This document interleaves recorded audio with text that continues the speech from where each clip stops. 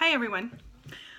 So, since we didn't get to have class last week, I wanted to not skip what that class was going to be, and that class was going to be about visual spatial signing. Since this language, American Sign Language, is a visual spatial language, it's important that you understand the concept on getting across where things are in space. So you may find yourself needing to explain someone directions on how to get somewhere. And it's not just signing left and right and this way and that way and fingerspelling names of streets. It's actually creating a map in the air for them to follow. You may need to describe where the furniture is in a room or how to get through a building to a specific office, or you may be describing how two different people entered a room from two different places, and so it's important for you to explain that one person came from over here and one person came from over here, and how to explain that spatial difference. So one way that we're going to learn this is by creating what we call a family tree, and I'm going to teach you how to create your family tree. It's going to be very basic, and it's going to be right here. Okay, so what I'm going to do for you is I'm going to show you mine first, and now I'll explain it. And then I want you to work on yours the same way that I did mine, and we're going to have you all do yours for me, preferably in front of the whole class, if you guys can manage that. Okay, so the first thing to do is you're going to show, this is not going to be like a tree like with a trunk and all the branches and all of that. This is going to be like a map, okay? So think of it like a map. And so the first thing you're going to show is you're going to show where you are on the map. There's me. So I'm going to put both fingers here. This is the center of the map. And I'm going to point right here and point to myself with a pointer finger, me. And my name.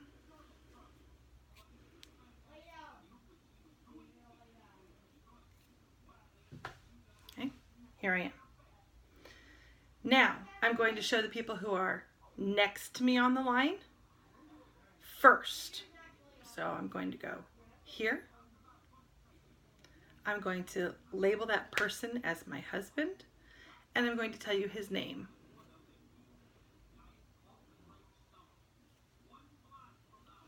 Here's me, here's him. Go back to me. Now I'm going to go over here.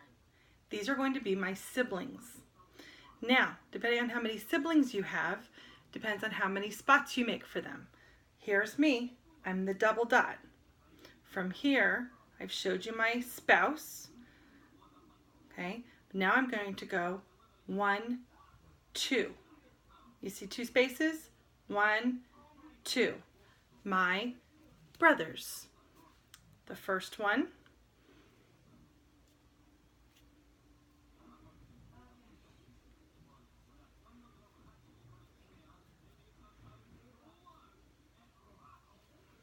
And the second one.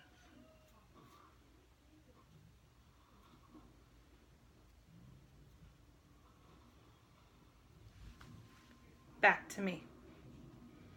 Now I'm going to show you the people who are above me. Who are the people above me? My parents. So I'm going to go up 1, point here. My dad.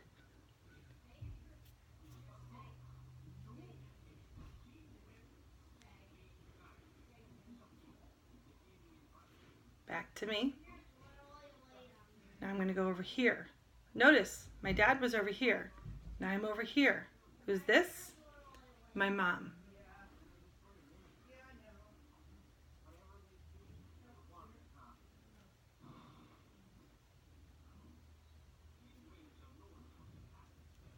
Back to me.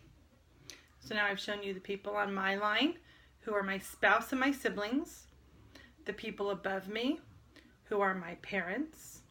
You could go a line above them, so you could show me, remember where my dad was, up above him, his parents, and I could fingerspell them.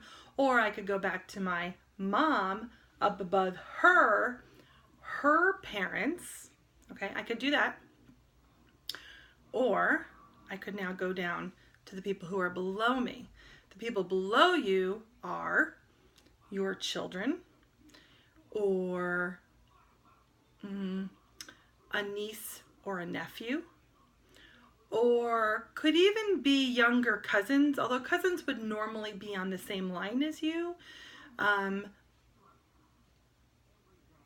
No, they're not. Cousins are not on the same line as you, because here's your siblings. I told you my 2 siblings. Below my sibling, I could show you my sibling. I could show you his kid. So now these kids down here are your cousins. Okay, so you could show, below you could show cousins, nieces or nephews, or animals, pets. Okay, so I'm going to show you who's below me. I showed 2 spots, right? 1, 2.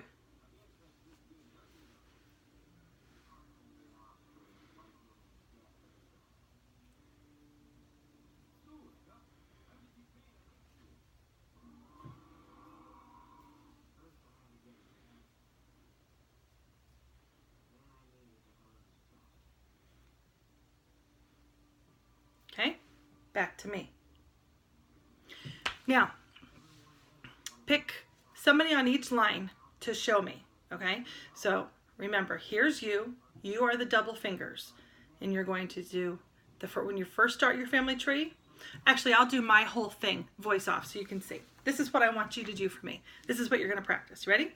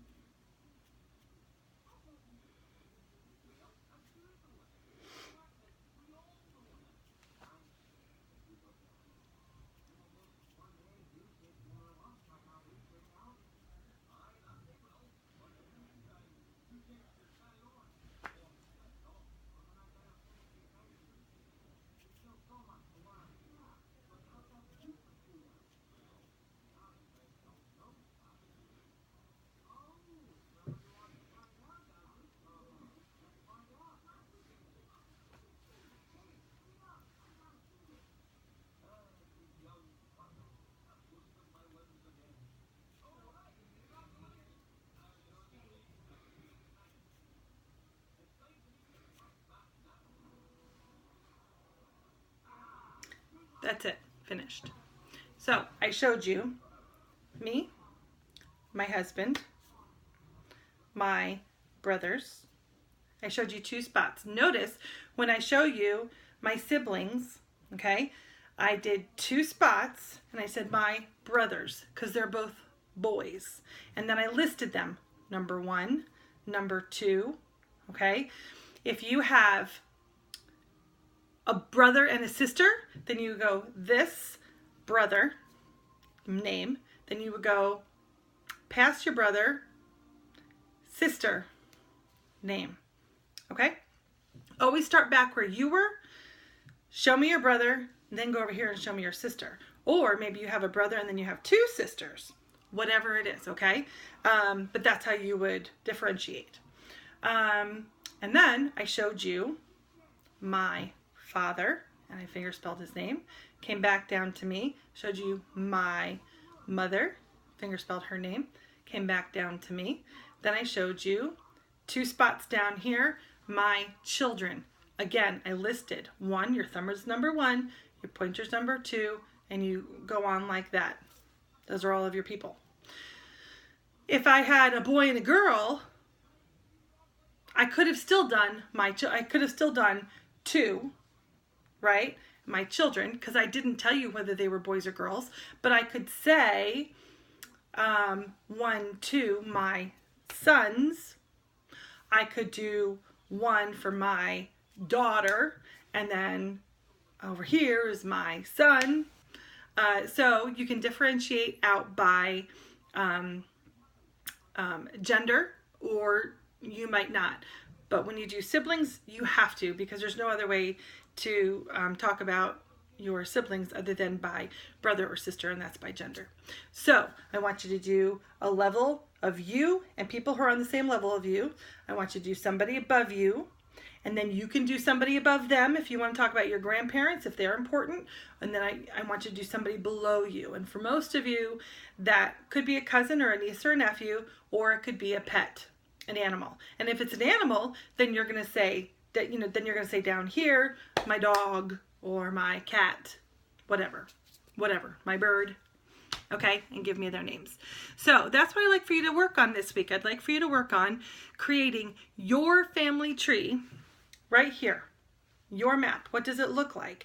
And when you do your family tree for me, what I'm going to do is I'm going to write what I see as you do it for me. And I'm going to show you. I see you here. I see your brother over here, your sister over here.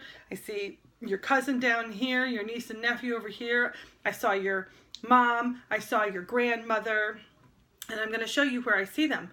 If you don't show them spatially correctly, I might show you on paper what I saw was you here and your mom here and your grandmother here. And is that right?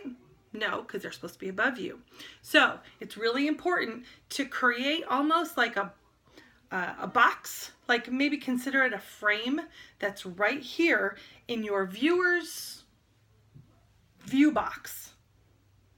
Okay, imagine this frame right here, and right here in this frame, you're going to create your family tree. You're right in the middle of it. Okay, and there's people below you, there's people on the same level as you, there's people above you, and maybe people above them. But they all fit right here. And you differentiate between who's here versus who's here versus who's here. Okay, so very important to differentiate between those spatial awareness. Got it? If you have any questions, text me. If you'd like to email your video to me, if you'd like to video this and email it to me, you may. Otherwise, I'd really love for as many of you as possible to do it in class. And if anybody's ready this week, this Thursday, that would be awesome. Okay, now the other thing that we're going to do this week is we're going to discuss why so many in the deaf community, why the unemployment rate in the deaf community is so high. And I had tagged you all in a video on Facebook asking you to watch that. We'll watch that video together. And I'd like to hear your opinions on why that the unemployment rate in the deaf community is so high. What is the misconceptions among the hearing that we are so hesitant to hire people who are deaf? Or other disabilities too. I mean, they can all fall into the same bucket. Any questions? Let me know. Otherwise, good luck. Enjoy making your family tree.